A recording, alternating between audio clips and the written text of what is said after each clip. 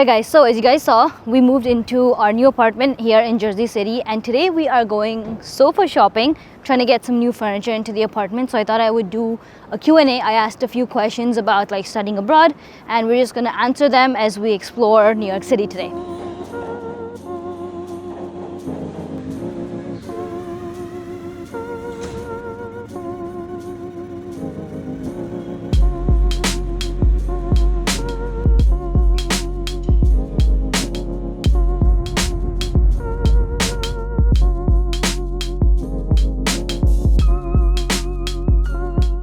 As sad as this may sound, above 1550 is ideal and suitable for all Ivy Leagues.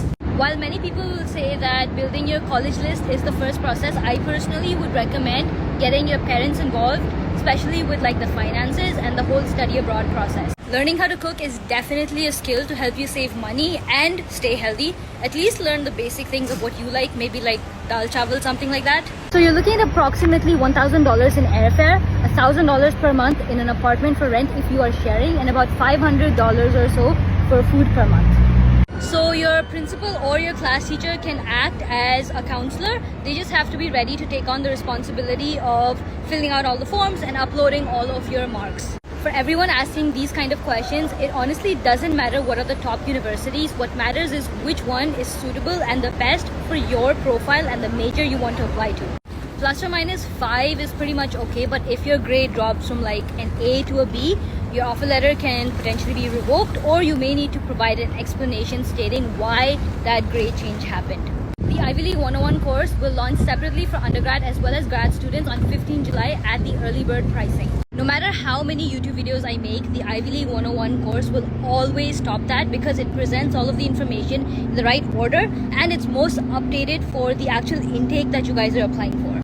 So typically universities will ask for funds before issuing the I-20, and this is like a recent change that I've noticed, and in most cases these funds need to be in the form of like bank statements or education loans, basically liquid funds. It's definitely not ideal, but if you have a gap year, there's not really much that you can do about it.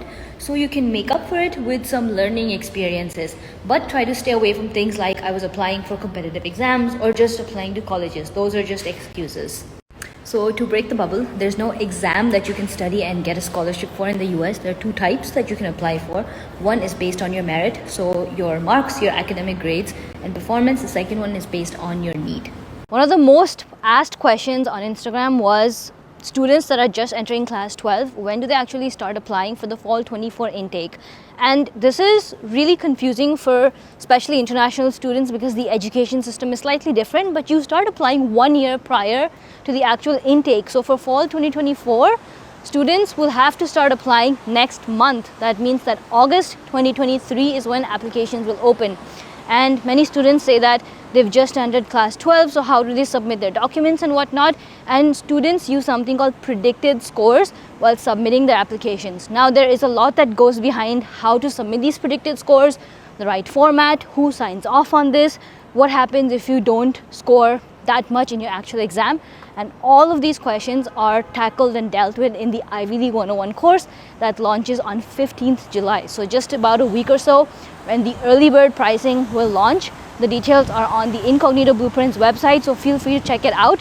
It's gonna go by super quickly, and last cohort last year we had over 130 students that applied and got into elite colleges, some of their dream schools, with the help of this structured, organized course. All right, so we are back after a long and tiring day, and this is the sofa that we finalized.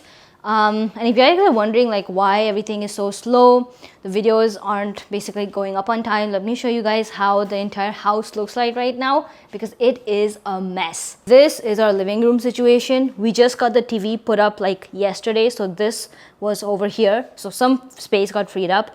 The sofa will come over here. Right now I'm thinking of doing the YouTube studio in that corner so we can get some light all the way from the window. Boxes here that need to unpack. Kitchen is a complete mess. Everything needs to go in the cabinets. And if we look at the bedroom, our bed is a little bit too big for the room. We still have to think about what we're going to do with all this. The closet doesn't open.